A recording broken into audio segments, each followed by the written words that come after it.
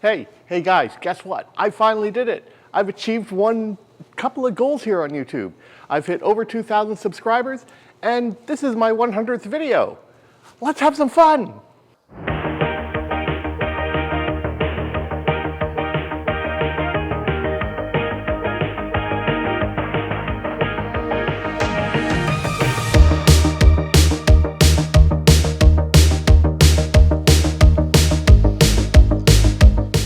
Hey there friends, welcome back to the channel. My name's Alex Laux, and the idea of making 100 videos is probably a little more exciting for me than it is for you. But this might not be my 100th video on YouTube. They also count like shorts, and there are about 3 videos that are kind of special one-offs, like a couple of videos of Super 8 footage that I shot in 2012 and 2013, and the one interview I did with Ravenny Labs for a CCR episode. But no, this is my 100th long-form produced video. So I have a bunch of really cool things planned out for you, including a little bit of discussion about why I am still doing this on YouTube in what could be almost an oversaturated field, taking a few of your questions and giving you some answers, and of course, a blooper reel. So without further ado, let's get going. So it's 2024 and you're probably thinking, why the heck am I still doing this YouTube thing? And believe me, sometimes I ask myself the same question. It takes a lot of time, effort, and often with very little reward. But sometimes even a little bit of reward is enough for me to keep going. Because in the end, you see, it's not about subscriber counts, it's not about likes or sponsorships or any of those passing things. It's about paying it forward. It's about giving back to a community that has given me so much. Whenever I had questions, I could ask them and I would be answered in a fair and meaningful way and not just dismissed. Whenever I had a question about a technique or a style or what chemical to use, there was always someone willing to answer me. And now that I have gained so much knowledge, I think it's only fair that I give it back in the same way that it was given to me. Freely, honestly, and with the best possible intention. And do I get hate for it? Absolutely. I still get horrible comments, both in emails, here on YouTube, my blog, and on Facebook. But I've grown a bit of a thick skin, and honestly, the person I was in grade 9 or even middle school would not believe how much I've changed, especially in cyberspace, where bullying is still very much prevalent and hateful comments are much more easily given than if they were given face to face. And there are days when I just want to give it all up, shut it all down, and bury it all. But then I realize that my voice still matters, just like your voice matters within this sphere. So does the good ever cancel out the bad? Well, I look at it this way. If I've inspired, not influenced, inspired just one person to pick up a new camera, lens, film stock, developer, visit a new place, try a new technique, then it makes all of this worth it. It really does, because one person saying, hey, thank you so much, is a lot more important and a lot better for your soul than 20 people who give you hate. Because in the end, photography trends come and go, but love, compassion, and passion for photography, that stays the same. And that's what I like to bring about in my videos. Okay, so one of the more interesting things I put together for this video was looking back at some of my past video efforts. I went all the way back to October 2020 when I started this little project. And I just wanted to share some of my thoughts on looking at some of my videos from 2020 all the way up into 2023. So let's start right back at the beginning. You're going to see some of the video clips on screen, and I'll make comments on them, and I'm actually watching them right here. I sort of put together a bit of a supercut. So let's get going. So this one is from my very first video. Hey guys, well, we're here in downtown now, so I'm going to take you around to some of my favorite spots to shoot. The light's a little garbage out here at this point, So one of the more interesting things about this is that the audio quality is absolutely horrible, and that's simply because at the time the camera I was using, my A6000,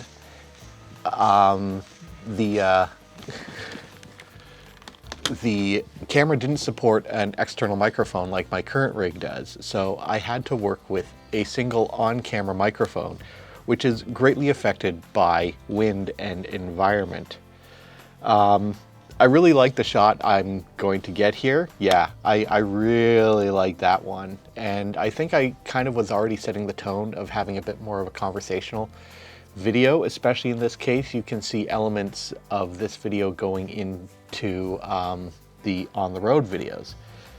The one thing I definitely did mess up is that I continued talking while the music came over it, and I also definitely do not miss having to hand agitate tanks. But I also introduced in that very first year the On the Road series, and the style of it really hasn't changed. The gear has. I don't often use the Rolleiflex anymore, but I really enjoyed putting this in Cambridge, and again, it sort of kept that sort of happy walking with a camera sort of feel and vibe to it. But again, the audio quality in this one was absolutely horrible because again, I went out on a very windy day. But it was a lot of fun, sort of finding my feet with these video things. Okay, so skipping ahead to 2021, actually one of my most viewed videos came out at that point, and that was a review of the Gossen Luna 6. It still remains one of my most popular videos, and you're just gonna have to appreciate the shaky handheld camera work and just leaning into the fact that I completely and totally missed the focus on the actual review of the meter itself and missed the framing. But I was just starting to work with my D750, and so it was still very, very difficult to do all of this. One of the things I decided very early on is that I wasn't going to redo bad videos because I just wanted to let them stand as it is, and I'm glad I did because yeah, the focus is completely off even on these outdoor shots. It's absolutely hilarious. But like anything, I quickly learned how to do things. I also did, for the very first time, a camera review, and that was for the Lomography Lomo LCA Plus. And I really liked the graphics I did here. They were incredibly difficult to do because I was only working with Premiere Pro at this point. And the audio quality sucks because I was just using a computer headset that was hooked up through USB. The video itself is, as a review, is absolutely terrible because it is simply just a talking head. There's no actual field work on it. And that seemed to be a bit of a thing through the first few camera reviews that I did until I really found my feet. But yeah, the graphics are interesting on this one. Incredibly difficult to do, especially trying to isolate the camera from the background when I did these photos.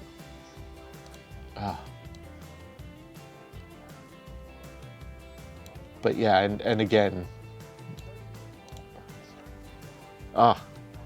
putting all of those lines and things together on in Premiere Pro was a pain in the neck.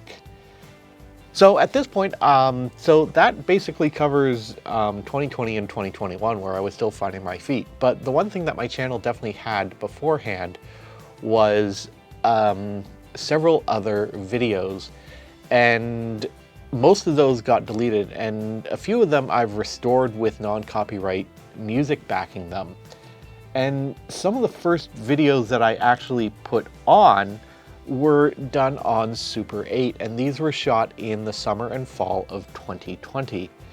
The first one being at Photostock 2012. I really like the work that I did here. Yeah, they're completely out of focus and they really actually look bad, but you know what? They also look really good at the same time.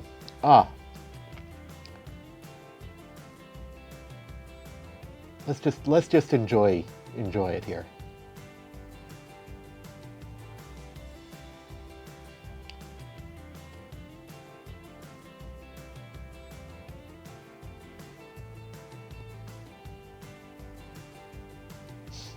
The focus is way off, but you know what? It does kind of feel like home movies. The focus was just off on this particular camera. Something happened to it before I got it.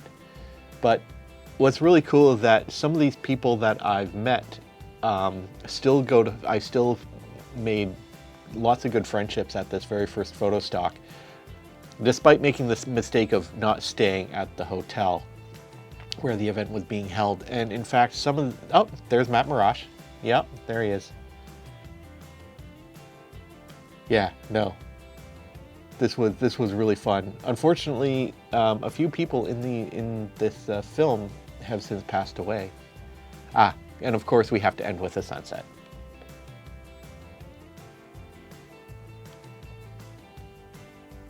So then the second set of Super 8 footage I have here is one that I haven't actually restored to my channel.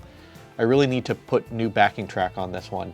But this is New York City, fall of 2020.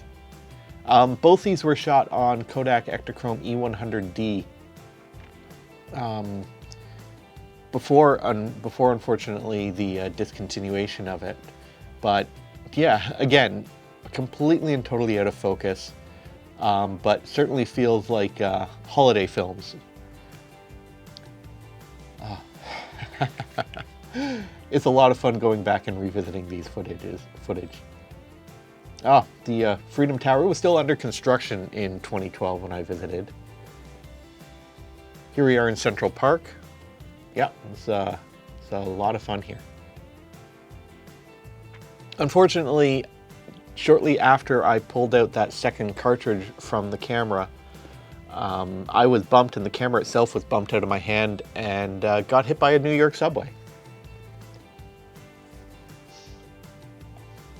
Yeah. And ending here in Central Park. Yeah, my control of Super 8 was pretty terrible. After these two, I shot one more cartridge of Super 8, but I never actually sent it off to be developed and scanned. Okay, so we are now into 2022, and this video, despite being one that I released in December, was actually released, I actually filmed it in February in Niagara-on-the-Lake. This was a really tough one to film, mostly because I had so much to say in the town. Oddly enough, a few days later after filming this, my son was born. Fort Mississauga, always worthwhile.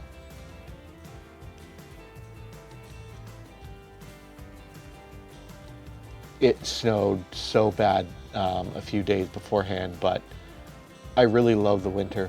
St. Andrew's Presbyterian Church. Yeah, this completely and totally messed up the usual way I did on the road videos, because instead of talking for 3 times, I talked about 5 times, and it was a lot of effort to actually get out and move. St. Mark's Anglican, still probably one of my favorite shots of this church. Despite having a little one at home, I still managed to get out a few more times, including hitting up Hamilton, Ontario, one of my favorite cities to go and photograph. And I actually managed to get to it twice that year. I really enjoyed doing these particular videos because, again, I love combining my love of history with my love of photography. This is from the second one, a lot warmer. Yeah, and more importantly, ended with the HMCS Haida, which is really important because you're seeing this in July, but when I'm filming this is actually 2 days before the 80th anniversary of the D-Day landing, and the Haida was actually a part of the Allied invasion force. So it's really cool to have that piece of history so close to me. I actually did with my good friend James McFarland, Cigar and Bar, is to do some photography themed cocktails. On my channel, the video bombed. It wasn't that popular, but it was a little bit out from what I normally did. But this was the XT with grapefruit juice, and it actually turned out really, really well. I still need to get some gin that some of the botanicals from my good friend Jess Hobbs and her partner Jody's farm is distilled with to try and recreate this. But 2023, like I said, I was a dad, and one of the things I did is I took about half the year off, and that meant that my job would be a full-time dad, so I really didn't have a lot of time to dedicate to photography videos. So I created a series of what I called lecture videos, where I actually used a lecture hall here at Sheridan and talked about various photography subjects that I could quickly knock off. I could film in a day, I could put the auxiliary materials together in a day, and then produce it all in one go. So I did about 3 of those, and then I was actually able to get out and do a few regular photography videos during my time. I also tried a bit of 2-camera work again. I discovered that you can do a 1-click and you can synchronize the 2 audio.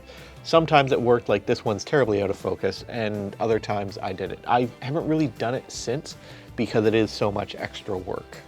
I also tried a little bit of point of view work, like my Holga Wheat video. That was really cool, except I'd left the shutter as a bulb mode, so that really affected almost all the shots from Holga Wheat, but I still really like them.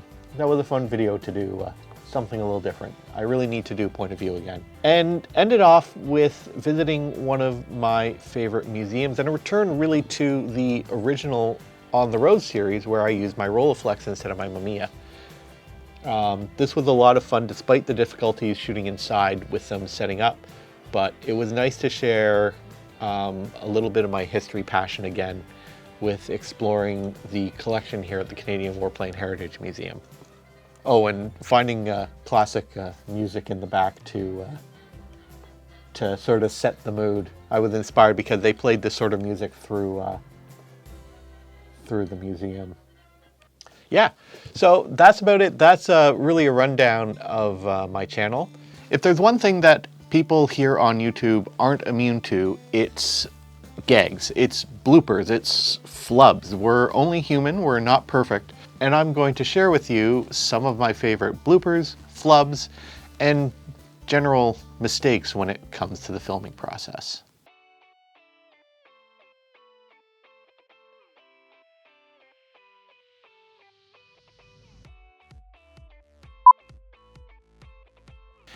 In 1972, DuPont would...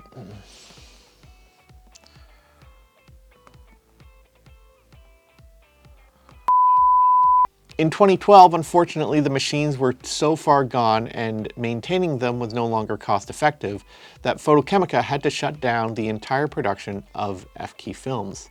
That wasn't going to stop...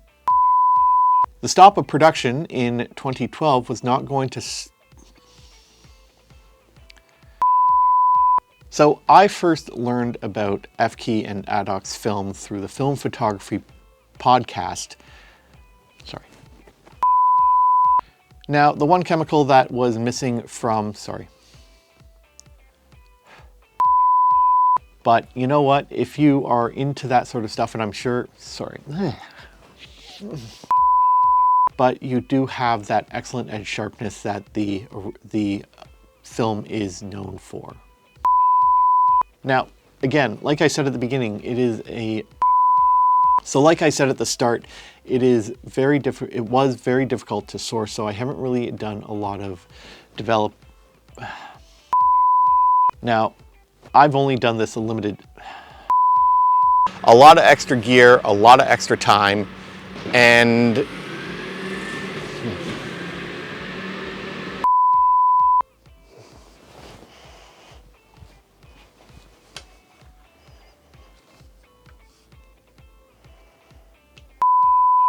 in the photography program, which, you know, sorry, that, no. because I would make sure that there were always prints available at the next weekend. And I can clearly see, sorry.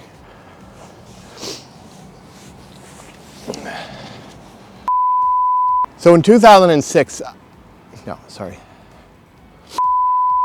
And that was how to edit. So at the end of 2005, I ended up picking up a digital image. Fair price for what it is on the used market. No, that's horrible. It would be the legendary Olympus, It would be the legendary Olympus designer Yoshihisa. Simple 4-speed shutter and actually probably don't want to learn, and that's okay too. And I can't finish this. I can't finish this video. Why is that? But that doesn't mean you can't do anything about it. Sorry. Earlier this year, just to put together something special for you. So, like I said, my name's Alex Laux. No, sorry, I started that off wrong. See? Blooper reel. There are a ton of film photography and photography channels all vying for... I lost my word there. We do our best to... See what I mean? See, that's the one thing that a lot of people need to remember, especially if you are watching from the other side of the screens. The people who are here on camera are only human. We are subject to our brains just all of a sudden stopping. And furthermore, we aren't perfect. We make the same mistakes as everyone else. And despite having done this and doing a podcast and writing a blog for many, many years now, sometimes my brain just decides to shut down. So one thing I did prior to sitting down and filming this video is I put out a call on both Instagram and YouTube.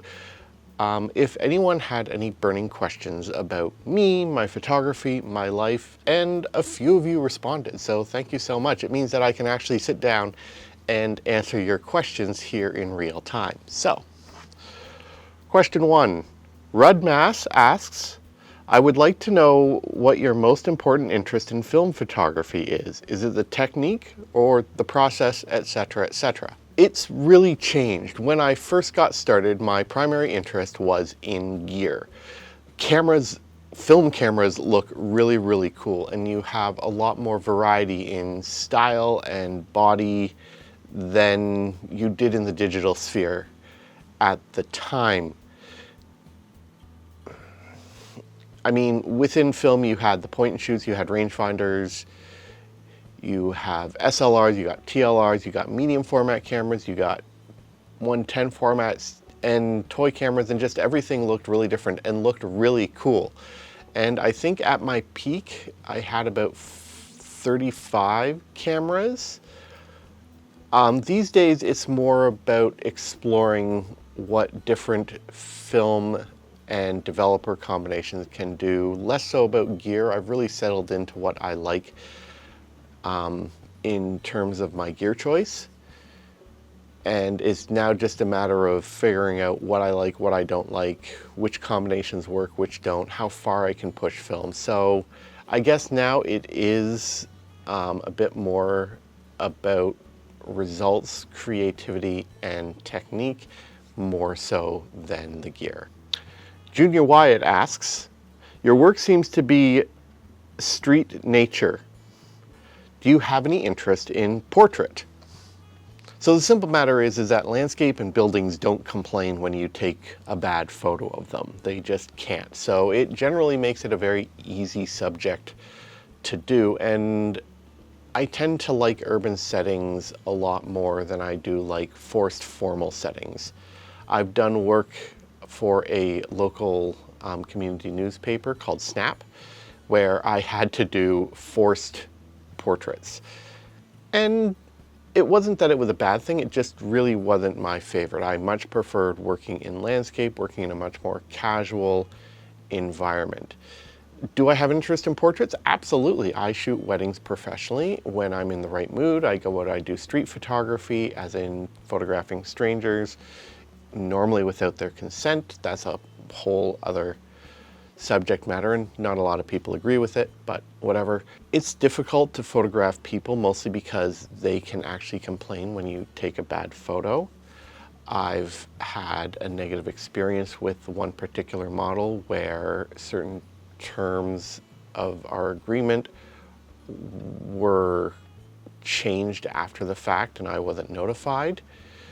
So I do tend to lean more toward things that can't complain, or be very, very clear with clients about my use of the images that I take of them, and make sure that it's clear and in writing first and foremost. So yes, I do have an interest in portraits.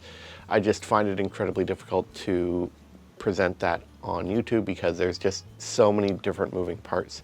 And maybe one day I might actually do a model shoot. I have a friend in mind who would be probably more than happy to give me a hand. It's just a matter of coordinating time and efforts. The tattoo film shooter asks, what is the best developer for Kodak XX? You're going to make me choose, aren't you?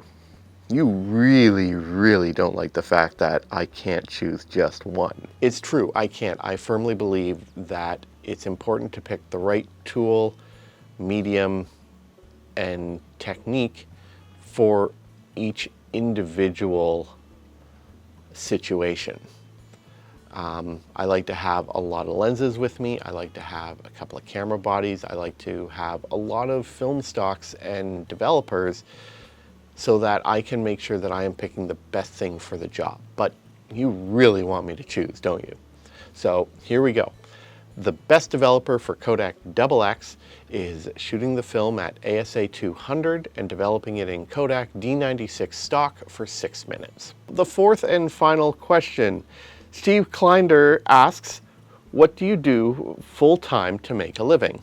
Well, my full-time job is an IT campus support specialist at Sheridan College in Oakville, Ontario, Canada.